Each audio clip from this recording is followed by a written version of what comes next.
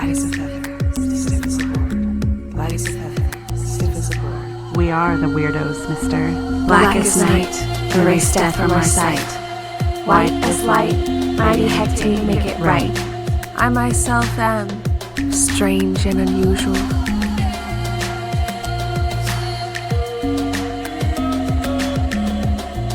Cast a circle, spark some incense, and grab a glass of wine because it's Valentine's Day and things are going to get a little spicy on the Cousins Coven podcast. I'm Sharon.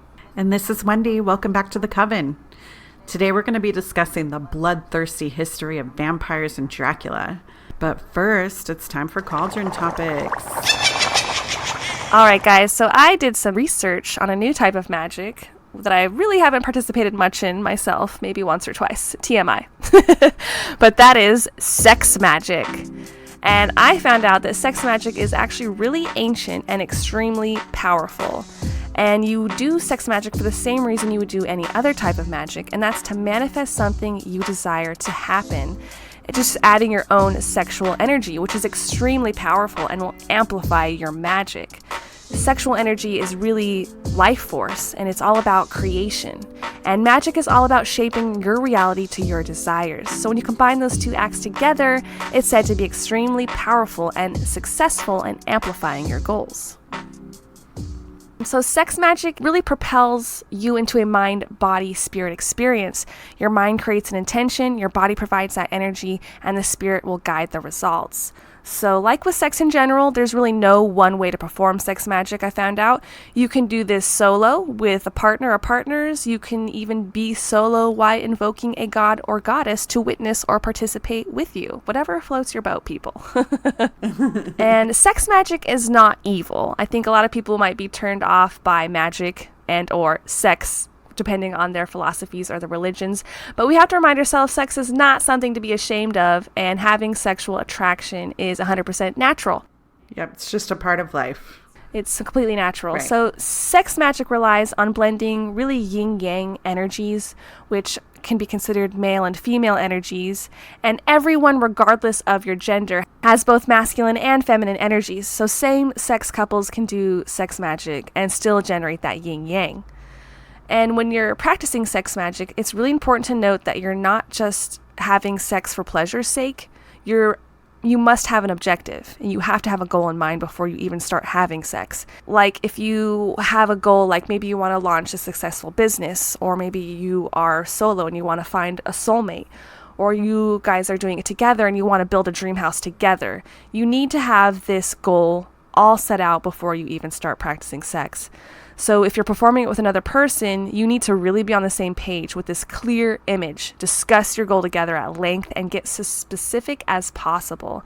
So if you guys are like trying to build a house, let's say, maybe describe what the color is. What is the trim like on the house? What is it like inside? How many bedrooms? What are the payments going to be? You want to be super specific when you're manifesting anything in general. That really helps bring your goal to reality.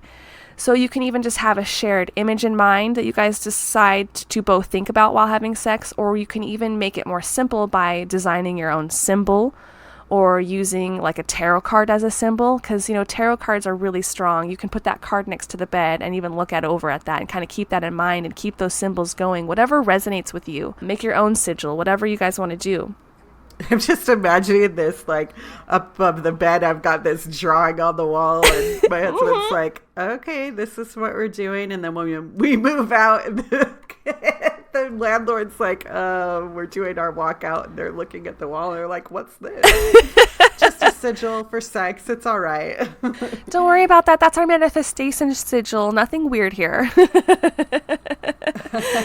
Totally. So anytime you're performing magic with other people, it's really, really important to be on the same page because each of you has a different agenda sometimes. Even if you're thinking about one goal, you might have slightly different things. So the outcome you produce will likely be kind of mashed up. If you have conflicting intentions, it might even block or neutralize another's goal.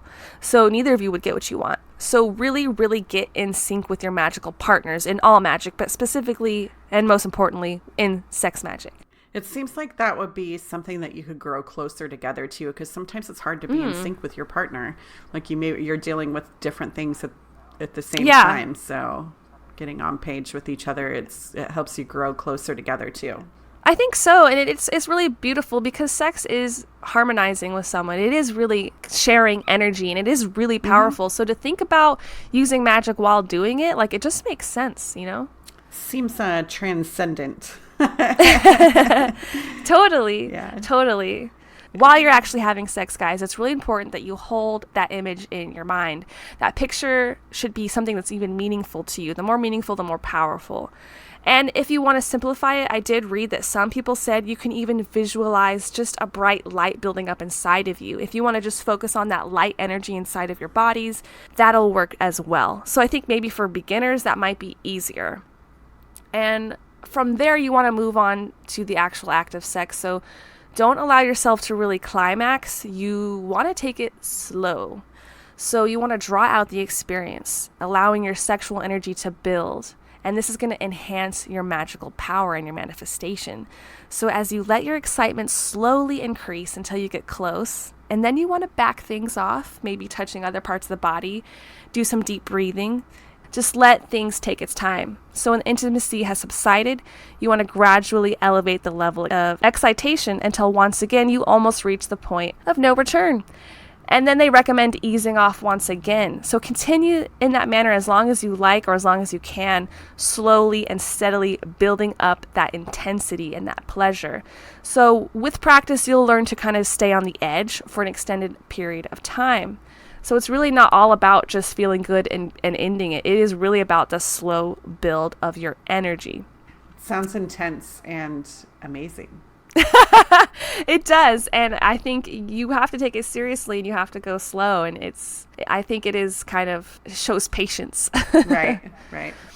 And while you're doing all of that, you need to focus. You need to be aware of that objective in your mind.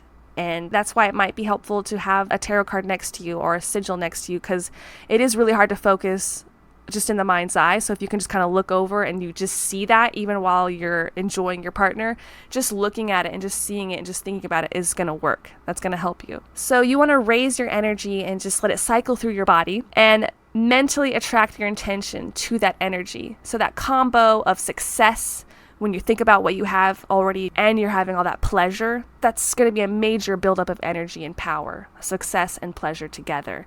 So you're really, really generating magic here. So if you're doing this with a partner, you want to attempt to climax at the same time. Yes.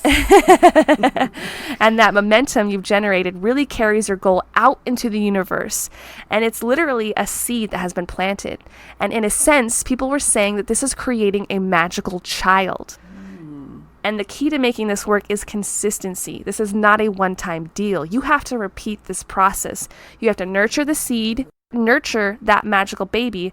Otherwise, they said it's like having a magical abortion. It's not a one and done. So you want to do this maybe once a month on the full moon. You want to do this maybe for 6 months in a row, once a month. Like, it's not a one-time thing and then you have all your dreams come true. They did say don't do this every day, don't do this a lot, because it will be draining.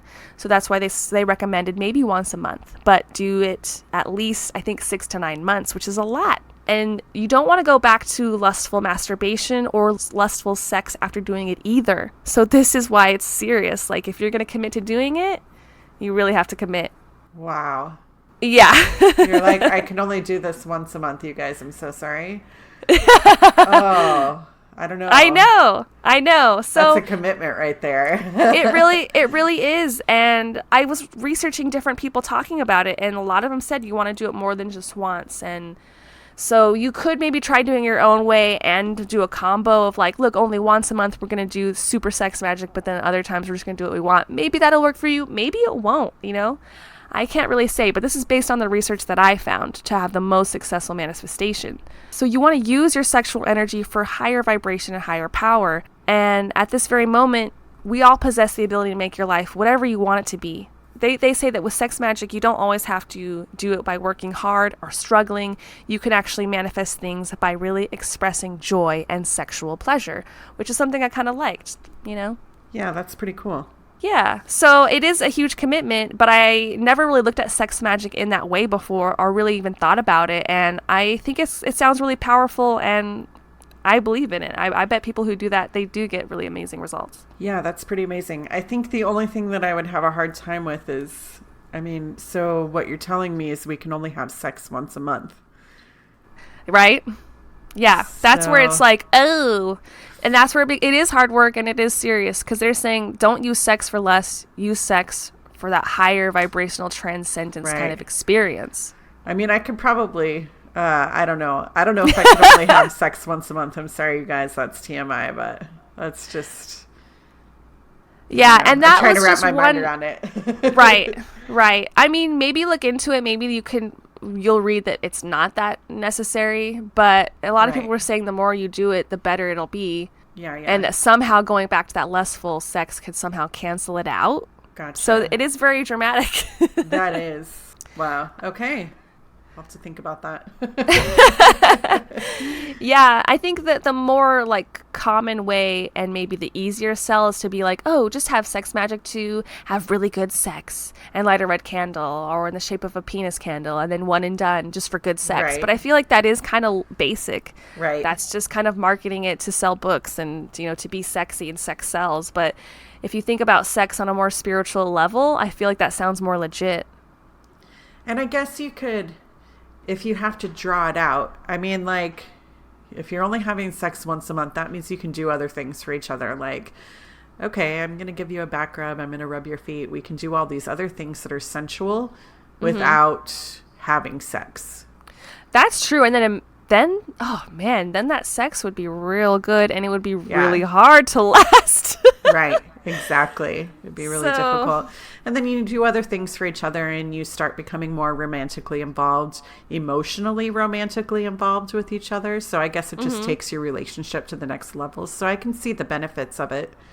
Yeah, if you Yeah. have the patience and the discipline and you Right. are doing it with a partner, or if you're alone, maybe that would be easier to just be like, this is my once a month really good masturbation session. Right. Okay, that I could probably get behind. But Right? That but, might like, be easier. Yeah, that would be a lot easier. So I think that there's more than one ways to do it. The once a month thing was just something I found on a YouTube video. I'll link it below Sure. about recommending it that way. But maybe you can cater it to your life needs a little easier. Maybe you could try doing it once a week, but like they said, it is a draining process. I don't know if you Right. can rush these kind of things. Right. I don't know. I'd have to it'd be some really good discipline right there. Yeah. I'd probably start getting really angry after a while. It's like an outlet, Yeah. Yeah. How could it to not use sex for lustfulness is just goes Right. against what we as human beings go towards. Right. Exactly. I'm fascinated by this idea. Don't know if I could commit to doing 6 months of that. Right. For sure, one day. Sure. Yes. One day I got it. Yeah. So maybe you could start small and just do the one-time thing and see how that works. But Right. you might not get to be manifesting giant things that way. Right. That's some great research. I love what you found. Yeah, thanks. I knew I wanted to look into sex magic. It's sexy time. It's Valentine's Yeah, Day. But this is not what I was expecting. I kind of was expecting just your typical, make your man super happy kind of thing. Or Right. just stuff like that. Because that's the kind of stuff I would see in, like, spell books. But I really don't feel like that's legit. Right. Like, you can take it to a whole new level if you really want to. Yeah, of course. So, I guess that'll wrap it up for our cauldron topics today. Yes, let's move on to vampires and Dracula. Today, for a Valentine's themed episode, we thought we'd take a closer look at the dark origins of today's sexy, bloodthirsty vampires. So we're diving back to the beginning of vampiric lore, when a superstitious belief in vampires was very real and it was not something to be taken lightly.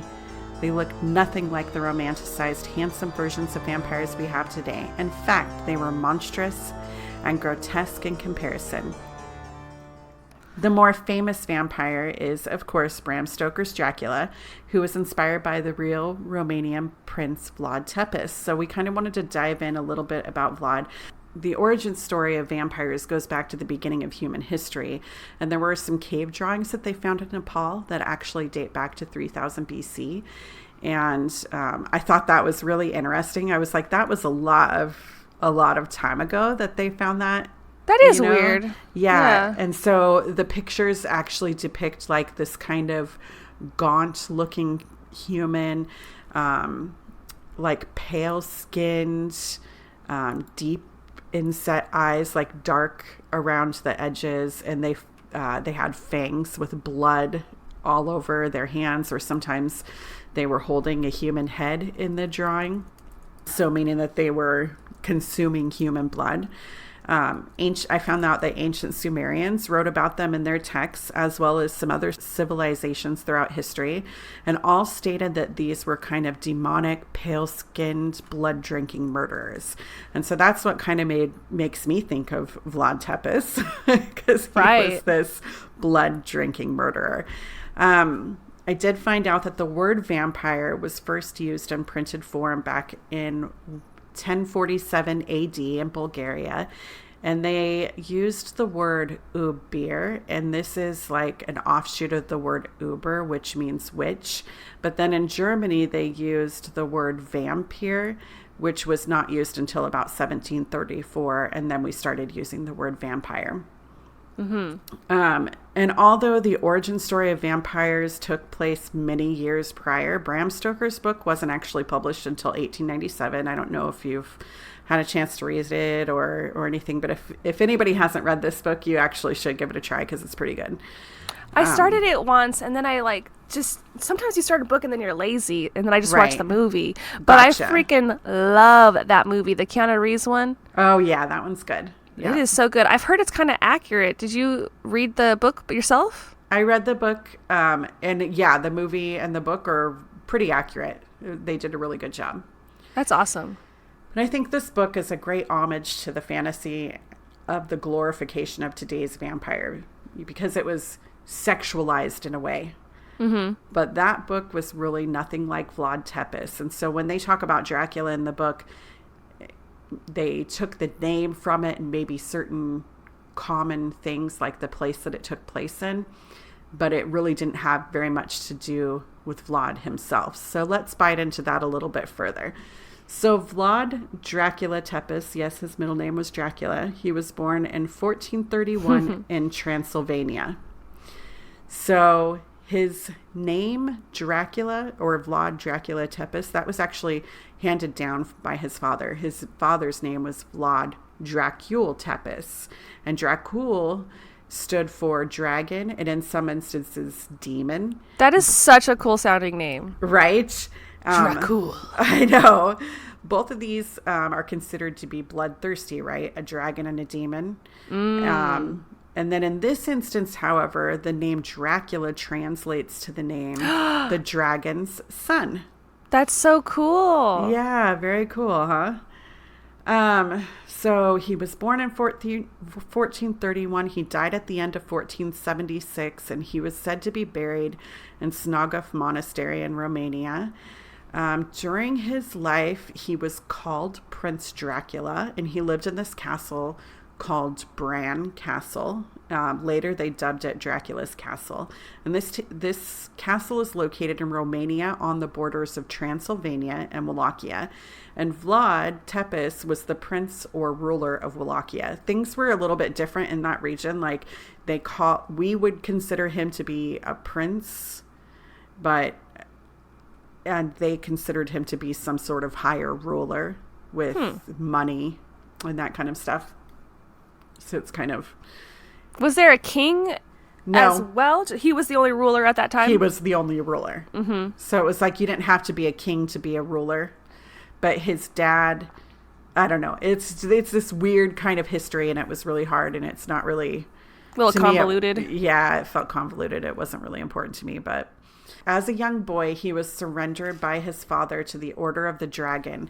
So his father was a part of this group called the Order of the Dragon. Oh my God, what is that? That sounds so cool. It was kind of like they were against anything that wasn't Christian.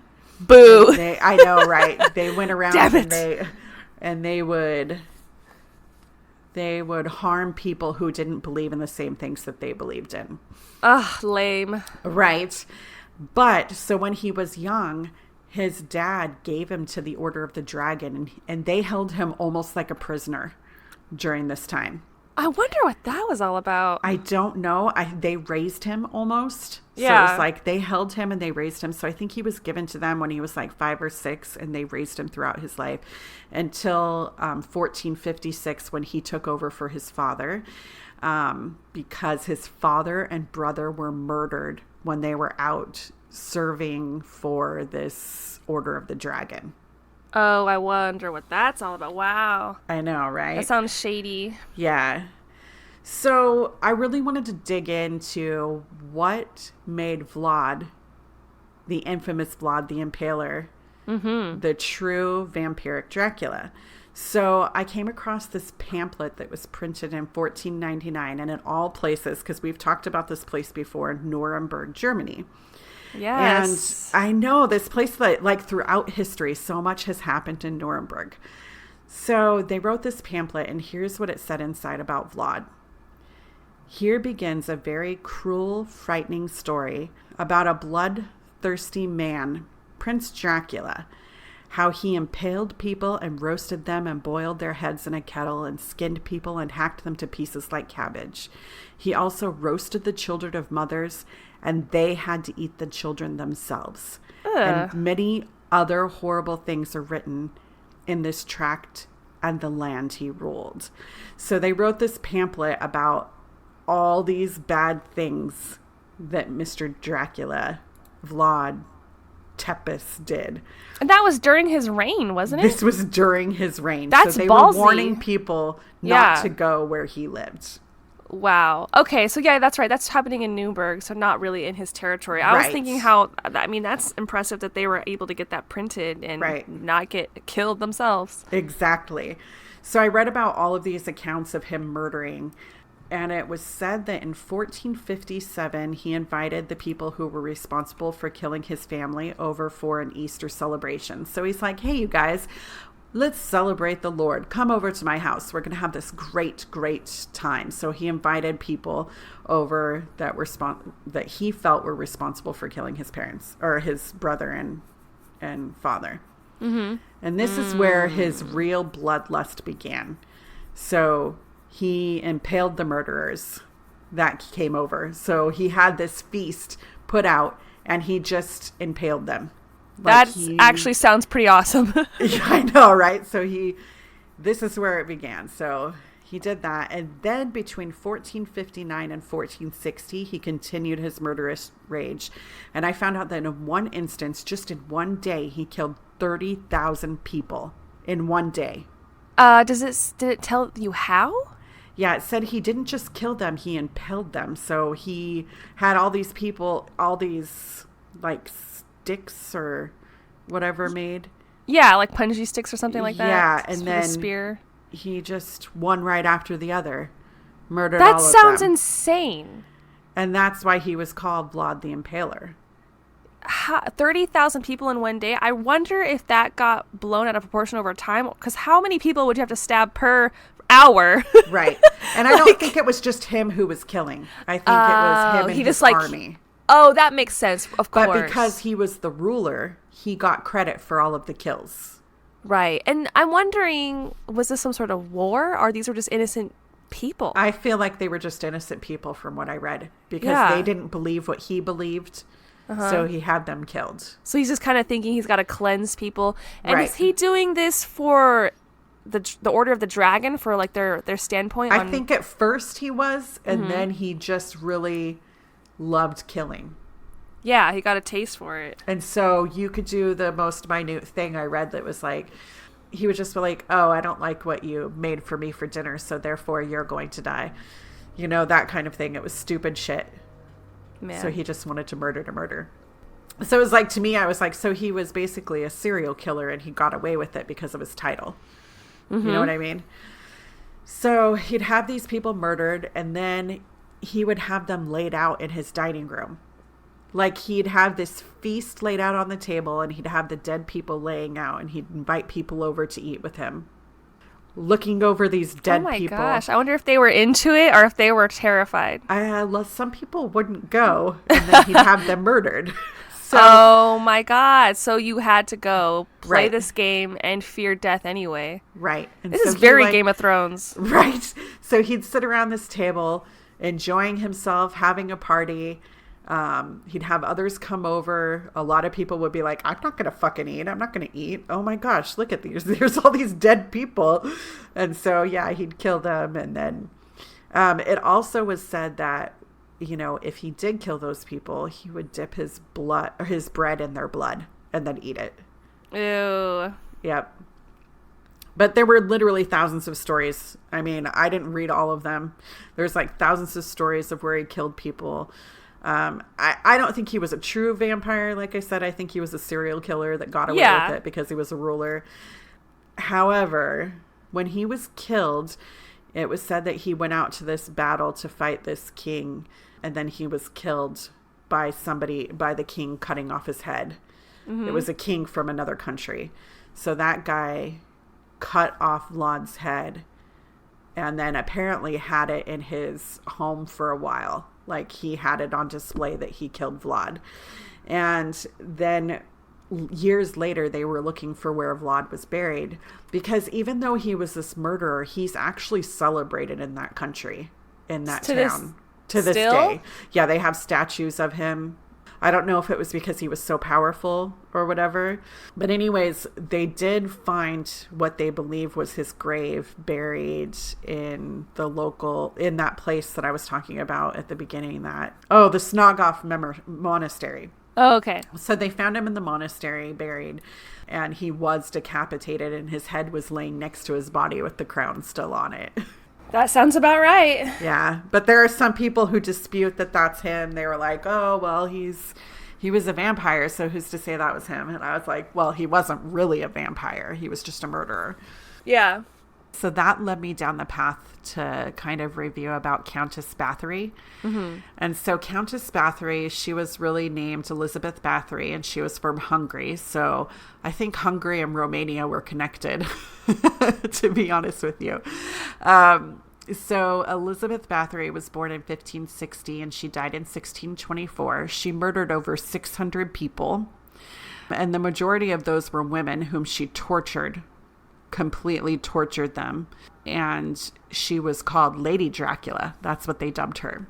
Wow. So I started thinking, what makes her a vampire? Well, she was coined this because it was said that she would bathe in the blood of virgins. But I did some further investigation, and I found out that it was actually believed that she would drink the blood of young girls so that it could preserve her youthfulness and her looks. Mm-hmm. And witnesses claimed that they saw her stabbing victims or biting their breasts, hands, faces, and arms, and cutting them with scissors and sticking needles into their lips, or burning them with red hot irons, coins, or keys. And some of them were beaten to death and some were starved. But the story that Elizabeth used to bathe in their blood seems to have been added later on. So really, she used to drink their blood because she thought that it would. And it was only virgins. She only killed virgins. Wow.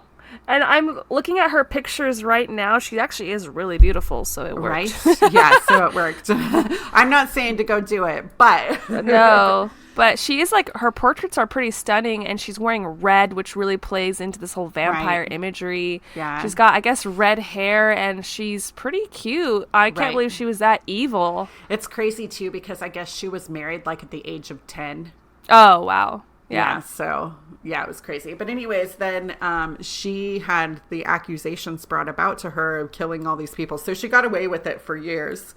And then in 1610, there were accusations brought up by her, or brought up to sentence her on these killings.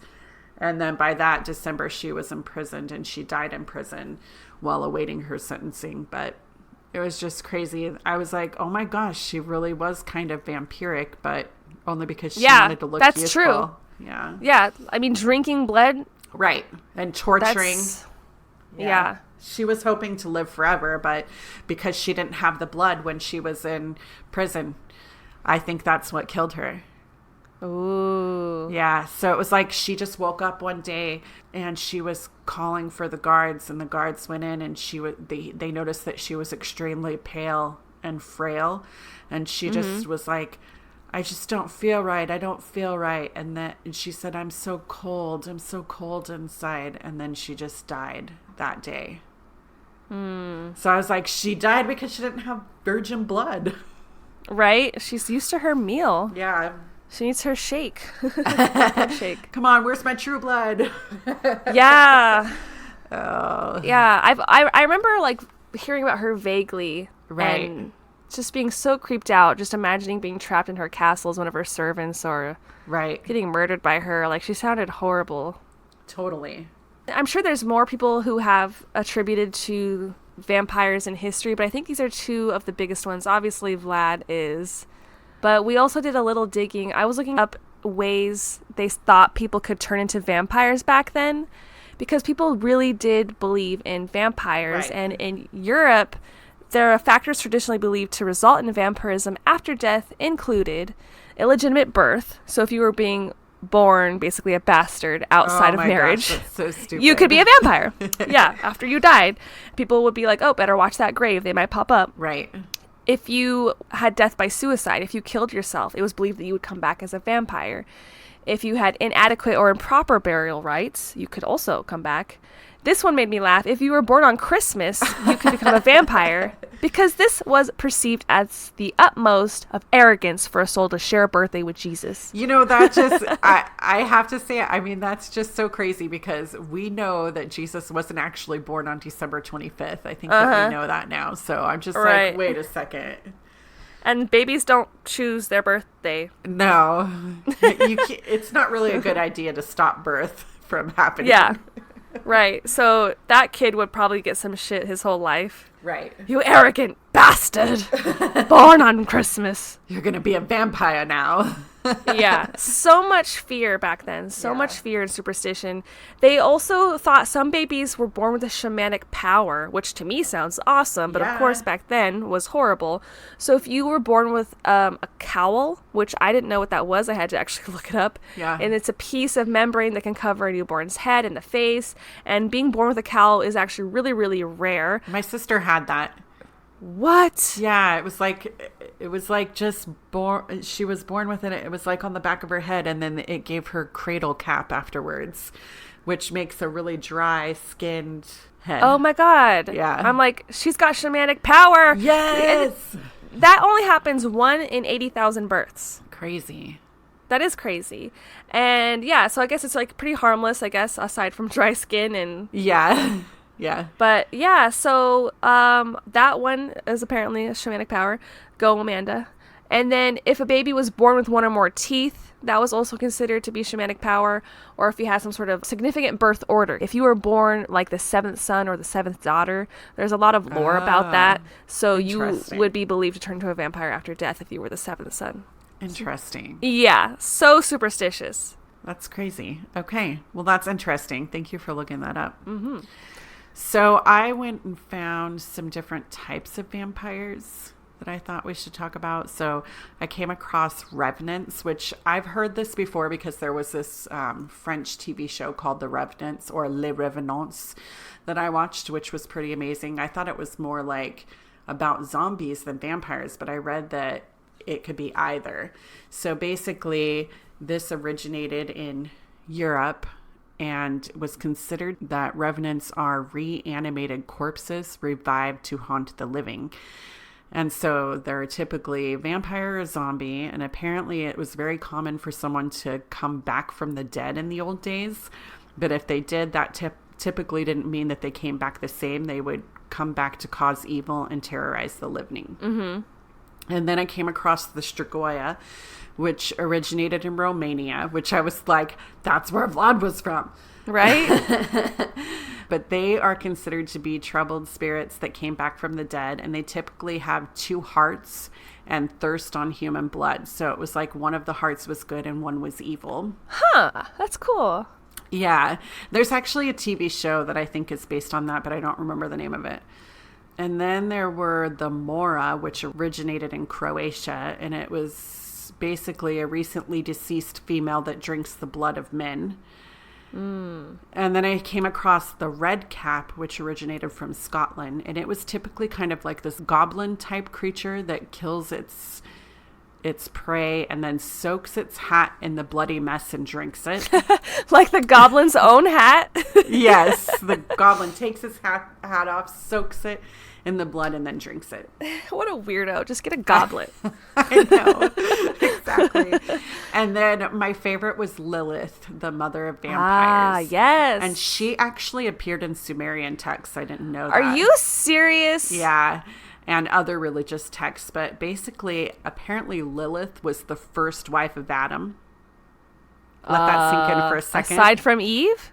Yes. She was prior to Eve. So she felt, though, that she was the equal to Adam and not beneath him. She didn't want to listen to him. Go, Lilith. So she rose above, right? And so she left the garden and went out on her own path. Oh, I love it. Yes. And then apparently later on, remember Adam and Eve had Cain and Abel, and Cain killed his brother. And then remember how when we did our episode about aliens in the Bible, and I said Cain ended up marrying a woman that they knew before? Yes. He married Lilith, and they had children. So who God said were demons. This is, okay, blowing my mind. These are ancient texts that probably got omitted from the Bible, like we've talked about before. That stuff happens when they want to edit their story. Right. So if this really happened, this is amazing. And then I'm thinking about Lilith. She was dating Adam. They were married. And then she's like, bye, I'm going to go marry your hot younger son. Level up. Yes. But she didn't age during this time. She never really aged. But anyways, so they had a lot of kids who God said were demons and God had killed. So these people that Lilith and Cain had, she just, it was just crazy. When I was reading about it, I was like, no way. So her and Cain had all those babies. And then I remember the flood happened to kill all of those offspring, which God didn't want Cain and Lilith to have kids. So anyways, before that happened, she claimed that she was so angry at the way that Adam treated her. She wanted to feast on all of his children. Wow. And she would literally go and feast on Adam's offspring by sucking their blood. That's a little vindictive, Lilith. You need to be bigger than that. Yeah. But back then, there wasn't much to feast on. Right. It said that she survived, though, that she's out there somewhere today is what the belief and lore says. That is really crazy. I've only heard Lilith being, like, referenced in shows like True Blood, like, in the season when it started getting pretty bad. I remember they were looking into finding Lilith. Right. And I really didn't know that it is based on Sumerian texts. Right. So she was Adam's first wife. It's pretty interesting. I had to bring that up. I was like, yes. Well, I guess she's not really a type of vampire. She's just a vampire. She could be the origin. Yeah, and she could be the origin. So she's the first vampire, is what they say. That's awesome. Yeah. It seems like really odd that all these different types of cultures kind of believe in blood-sucking kind of people coming back from the dead. It's like, it's such a fear of mortality, people fearing death. And I guess the supernatural back then, everyone had such great fears of it. Everybody, it was like paranormal. It was like, oh, that's got to be against God. Right. You're born with a cowl, so you're a vampire. It's something unknown that hasn't been explained to us, so it must be evil. Yeah. I was doing some research, and I came across vampire hunters that actually existed. Ooh, cool. So I was reading that in the 17th and 18th century, because there was a serious belief in vampires, especially in Europe, they were really cautious of the dead coming back to life as vampires, and they always believed that they would come back to infect their friends and their family specifically, which just seems odd to me. And that this fear really stemmed from ignorance, because it was probably just the spread of diseases like tuberculosis back then. This was all before the discovery of penicillin and other widely used antibiotics, so people were dying constantly from really minor illnesses. So if someone in the family died from, consumption, and then a week later another family member dies and became infected, they'd blame that dead person who died first for rising back, coming to the house, and then infecting them in the night. So it just kind of seemed like almost like hysteria, superstitious. Like, of course that didn't really happen. Where are they coming up with this stuff, So they really had methods of burying corpses to prevent the rise of the vampire. So they would behead the dead, kind of like they did with Vlad, it sounds like. And sometimes they would put the head in backwards to try to, like, if he did wake up, he'd be confused and unable to see. So, like, this is just really silly. So, and they would even sometimes cut off the limbs. They would even tie them or nail them down to prevent them from rising from the grave. They were just so afraid of people coming out of their graves. They became so paranoid that certain people would begin stalking cemeteries at night and stalking vampires. And this was the birth of the vampire hunter. And there's even evidence that in places like Bulgaria, Serbia, and Romania, that there were professional vampire hunters. You can actually find proof of this. But so vampire hunters at the same time of witch hunters and at the same time of werewolf hunters. They were all at the same time. Yep. That's crazy. Yeah. So, like, my very Piscean fantasy brain likes to be like, ooh, maybe all this stuff was real. Yeah. But I really think it just stemmed from paranoia, really hardcore belief in religions, hysteria, fear, and ignorance. But it's just so odd to me that people would really just be watching the graves at night. And I kind of thought in the back of my mind, I was like, does this have something to do with grave robbers? I know there was a lot of problems with grave robbers back in the day.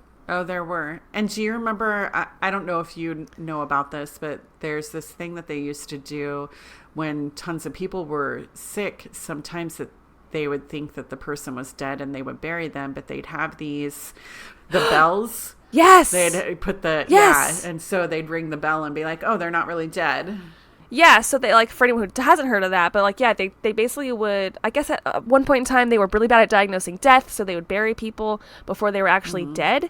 And so they would tie a string, like, around their limbs, and then the bell would be up on land. And so the bell would start ringing, and people like, oh, shit, that person's alive. Get them out of there. And so that's where that saying, Saved by the Bell, comes from. Right. I remember hearing about in maybe high school, so it's been a long time, but I don't remember why they were burying people so haphazardly back then. I think it was just because, like you said at the beginning, they didn't really have... there were these diseases, but they didn't really have any medicine for them, and they thought that they were dead or near death anyways, so they would just bury them. Yeah. So it's odd that, like, in that instance, they're like, oh, let me tie a bell just in case, and they wouldn't think, oh, vampire, exactly. You know? I was like, oh, I don't know what if it is a vampire in there? Yeah. So I don't really understand how that went down, probably around the same time period. And I did find out that they believed that not anyone could step forward to take the role as a vampire hunter. So if you really wanted to be an effective hunter, you had to have been born on a Saturday. What? Yes, because it was believed that if you were born on a Saturday, you would have this ability to see vampires, even if they were invisible to others. Oh my gosh, were you born on a Saturday? I don't think so. Oh, okay. Because I mean, I was born on a Sunday. Okay, I was like, doesn't it change depending on the calendar year? It doesn't always fall on the same day. No, but I mean... Yeah, the first. You have the ability of knowing when you were born. There's something that you can do on the computer. You punch in your birthday and it tells you the date you were born. I don't know. Interesting. So maybe. We should look that up. Right? And then if I was, I'll totally become a vampire hunter. Yeah. New life. I'll just be Buffy. I think I didn't find this in my research, but my personal belief would be that you'd have to have a lot of leather. Right. To be a vampire hunter. And high heels. Not just high heels, high-heeled boots. There you go. Yeah. So they actually also believed the most successful hunters of the time would be the Dhampir, which is a hybrid of a vampire human. So if they had sex, they would give birth to that, which I think is what Blade was, if I'm not mistaken. Yeah, I think you're right. So the Dhampir was also always considered to be a man, and this man was really powerful. He was a great vampire hunter, and he would have powers that would really aid him in hunting because he could kind of combat them better than just a regular human. But he didn't have the weaknesses of a usual vampire, so he could actually walk during the day, and he could live in sunlight. And, I don't know why you would want to kill vampires being half vampire, half human, or it's interesting. I'm like, okay, so you guys think that the vampire hunter, it's okay for one man to have sex with a vampire and then create a vampire hunter? Right. But okay. And back then, they believed that ways to spot a dhampir would be based on these features. So he might have long, dark hair, which was usually unkept, really large eyes or a large nose and ears, pale skin, and this person would have no shadows and no reflections, just like a vampire. And their bones would be considered soft, and they would have increased flexibility and superhuman strength, and just have the ability to sense a vampire in the vicinity and a desire to kill vampires. So they had a really good vampire radar. Oh, I love it. I'm over here laughing. I'm like, that's me. You're like, my bones are super soft. So the most common method of killing a vampire was with a stake. Otherwise, you can try beheading them, scarring the demonic creature with a cross. You could use garlic to ward off the vampires, as well as using these lesser-known herbs like wild rose and hawthorn, apparently. And so there's a lot of legends that say that these vampire hunters would carry these kits, which you might have seen, that they would contain a stake or a crucifix, holy water, rope, crowbars to help them get in and out of places. You know, the rope would help them get over buildings and sneak into places. Some of them you'll even see they have these pistols with silver bullets and vials of herbs and garlic. But really, when I was looking into this, I found out that most vampire hunter kits were actually built after the 1930s as novelty items, and there was never any evidence proving that kits are Victorian era antiques. Oh. Which was, I was kind of like, bummer. But these kits were really sold to tourists who flocked to places like Transylvania. And in the wake of the popularity of the Dracula novels, you know, this really helped tourists get into it.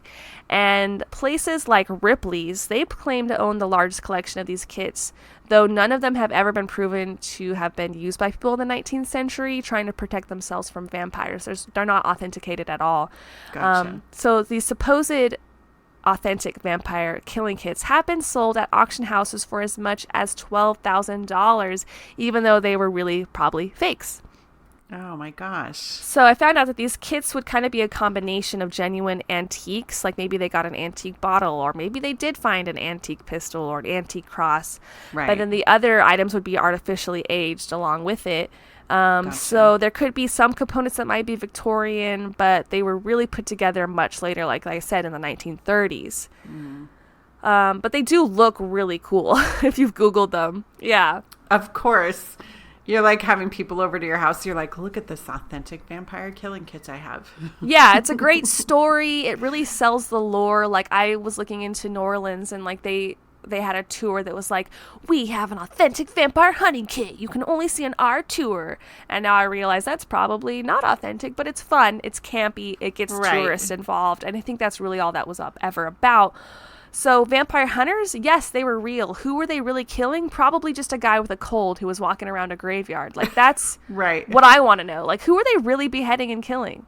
Right. He's like walking around. He's got the horrible flu. Yeah. And he pale.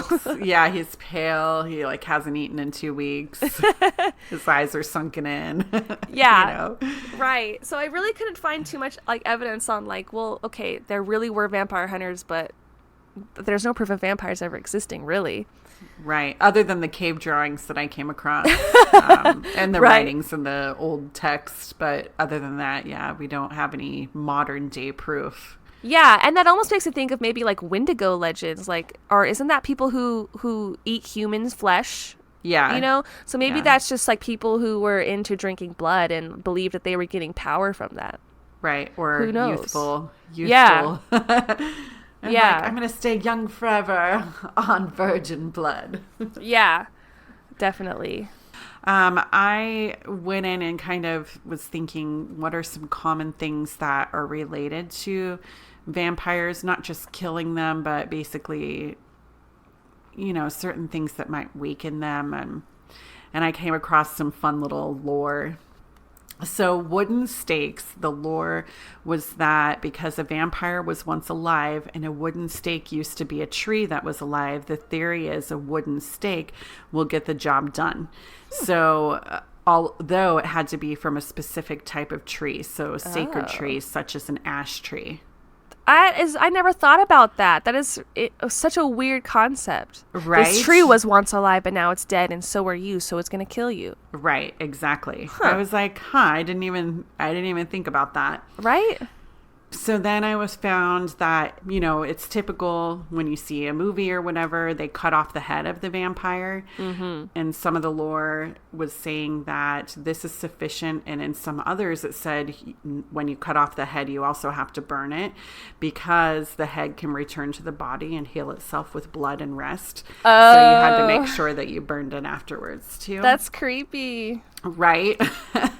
So then I was like, okay, I read a bunch of stories that you could just burn a vampire, and that the vampire would die just like a human would. However, they did say that if the vampire had been around for many years, like hundreds and hundreds of years, they would be more resistant to die, and that there's a potential that the burning it wouldn't even kill them. Wow. Yep.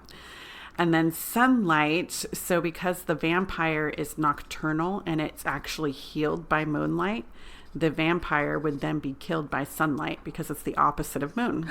They're healed by moonlight? Yes, I didn't know that. I've never heard anyone use that in modern day movies. That's really, really, really cool. I know. I was like, that is amazing. I think we just are going to write a story now. No. Yeah. writing this down. Yeah, right. And then crosses, holy water, and crucifixes were common to ward off demons. And since vampires have demonic properties, this makes them fear holy items. Mm-hmm. So that was kind of the lore behind that. And then I found out that garlic, wild rose, and hawthorn are said to repel revenants as well as ward off evil spirits. So if it's going to ward off an evil spirit of any kind, like a ghost or whatever, then you can use the same type of herb or food or item on the vampire. And then mirrors, remember some shows it's like, oh, I see my reflection, I don't see my reflection. Right. And it is said that a vampire can't see its reflection, but that might not be true. But what they used to do was say that if you see the vampire's reflection in the mirror, then you or someone close to you is going to die. And so that's why in the old days, they used to put coverings over the mirrors so that they wouldn't become vampires and also so that they couldn't become possessed. So I don't know if you've seen that in movies where after someone they'll cover dies. the mirror. Yeah, after someone dies, they'll put that on there because you don't want to be the next person to die or become possessed.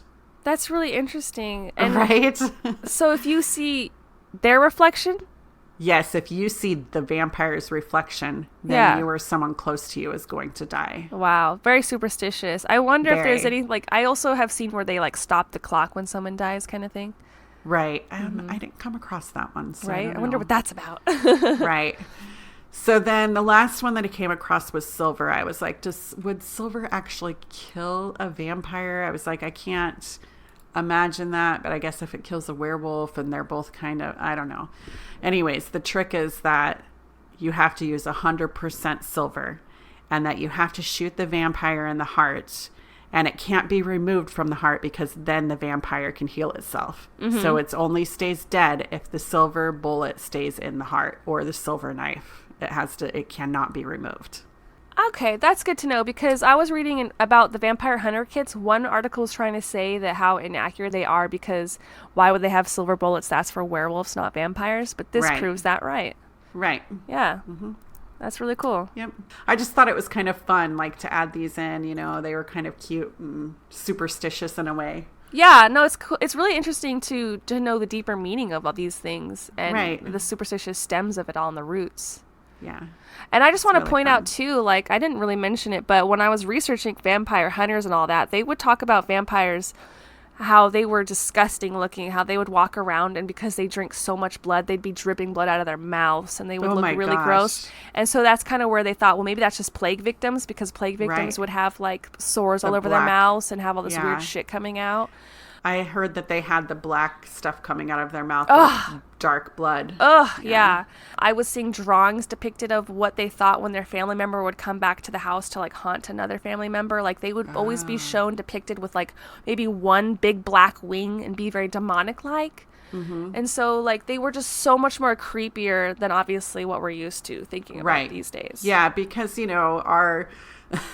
movies and pop culture has romanticized them. Right. Yes. Let's talk So- about movies, actually. Yeah, let's talk about that. I don't know if anyone has, like, of our listeners have seen Nosferatu, which was, I believe, a German-made silent film, and that was, like, probably the first ever vampire movie ever made. Right. And I had the opportunity to go see this in theaters downtown in Salem, Oregon, where we're both from and where Wendy still lives. But they do like silent movie nights at the Elsinore Theater downtown. Oh yeah. And it was one of my favorite things growing up. So I went and I went to go see Nosferatu while I just playing the piano, and it was so neat. And like he kind of looks like an evil gerbil, you know. He's like he's got very gerbil features, and like those weird ears. yes, very weird little ears and big buck teeth. But I feel like if I want to get down on like classic vampire, I want to watch the Bram Stoker's movie. I freaking love that movie so much. My favorite one for me, so my favorite one is Lost Boys. Yes, that is such 80s goodness. Yeah, I was like, since I grew up then, I feel like that's my go-to.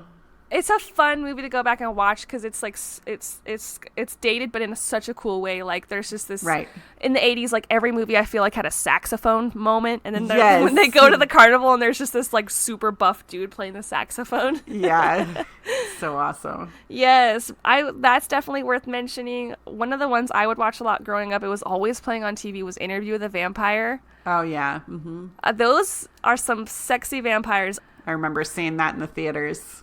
Oh, nice. That was a really good one. That was. And I guess Anne Rice really defined vampires for a generation of making them like sexy and beautiful. Right. You know? Actually, I felt like Bram Stoker's did that too in a way. I remember when I read the book, it was like they just made the vampires seem so appealing. I've never been attracted to vampires. I'm more of a werewolf person. So Same. It's like when I see vampires, I'm like, I'm interested by them, but I'm not attracted to them really. But when I read the book, it was like I could feel the attraction between the main female character and the male vampire, and how alluring he was and how he made himself attractive. That sounds hot. You know what? Exactly. I have that book. I own the book because my husband owns the books, and I need to finish reading it. And you know, it's really funny. Like when I watch the movie, being the weirdo that I am, the one time that I thought that he was kind of hot was when he was a wolf, and he's like having sex with one of the girls in the garden, and it's just this scene, and he's like a beast just going to town, and I'm like, oh, it's so wrong, but so right. Right. So I definitely second that. Werewolves are hot. Right. And I think you and I both read the True Blood series, plus we watched the TV show. And I'm more of a wolf person. I'm like, I'll see it all the way. But if I had to choose a vampire, I guess it would be Eric Northman. Skarsgård. Yes, he is like the hottest vampire ever. Yeah, those books are super worth the read if you like paranormal, like fiction, romance. I think they're even better than the show. And kind of like the sexy times are better, I feel like, in books. Yes. Yeah. Another one that I really, really watch a lot, probably once a year at least, is 30 Days a Night. Oh, yeah. That's a good one. That is a really good one, and that more harkens to the classic creepy image. Yeah, they are almost Nosferatu, like they're the evil looking. Vampires. Yeah. They've got those creepy eyes, and they're just more monstrous. Like, that's not like a sexy person you want to go on a date with, you know? Right. So that's a really terrifying movie and a great concept. But one of my actually all-time favorite, probably like top 10, top 5 movies is a vampire comedy, What We Do in the Shadows. Oh, I haven't seen that one. It is one of my favorite freaking movies ever. I really like silly feel-good movies. Right. And this movie is super funny. It is basically like, it's shot in New Zealand. It's got one of the actors from like Flight of the Conchords. They're all really funny comedians. It's got the director of the Thor Ragnarok. I'm forgetting his name right now, but he started off with like acting, and I think he even wrote and maybe made that movie.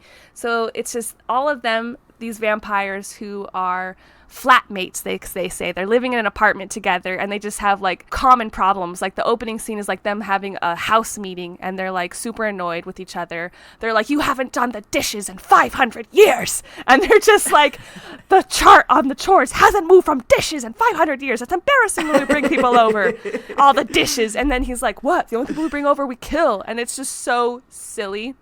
And they have like one of the flatmates is Peter, who's like a really, really ancient vampire. He legit is like based off Nosferatu, and he's like, Peter's not coming to the meeting, and like he's 8,000 years old, and like it's just so funny.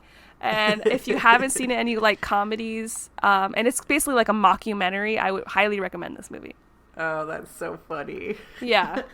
I'll leave it at that. Please, at least go watch a trailer. Go watch it. Super good. I love how they're talking about somebody needs to do the dishes. Yeah. Like, what are they eating in the first place? Right? Right? Yeah. It's like, oh, that's a great point. But that pretty much sets the tone. It's just silliness, feel good. I love it. Yeah, if you want to get scared, go watch 30 Days a Night. If you want to laugh, yeah, watch What We Do in the Shadows or Lost Boys. Yes. Oh my gosh. You know what was funny about Lost Boys? It's like in the daytime, they're these seductive young men, and then they turn into these vampires who drink blood at night and hang out in caves. It's so funny. Just love it. And you got the Corey Haim. Yes. And their the cheesy comedy in there. It's so funny because they're like, he's like, death by stereo. He kills him with the stereo. I love it. Very like 80s camp. Yeah. But still fun. Yeah. Good times. Good times. Alrighty, guys, thanks for listening, and make sure to join us next Wednesday for another special episode. My friend Vinny is going to be joining us to discuss crystals and shadow people. And don't forget to follow us on Facebook, Twitter, and Instagram, and check out our blog at cousinscoven.home.blog. We are also on Spotify, iTunes, and we just transferred over to Podomatic, where you're going to find all of our new episodes, while our older episodes are going to be archived on WordPress. You can send in your cauldron topic ideas if there's anything you want us to research. If you have questions or your own paranormal experiences, send them on into cousinscoven2@gmail.com. May you find happiness in your heart, love for yourself, and join each other. Blessings to all.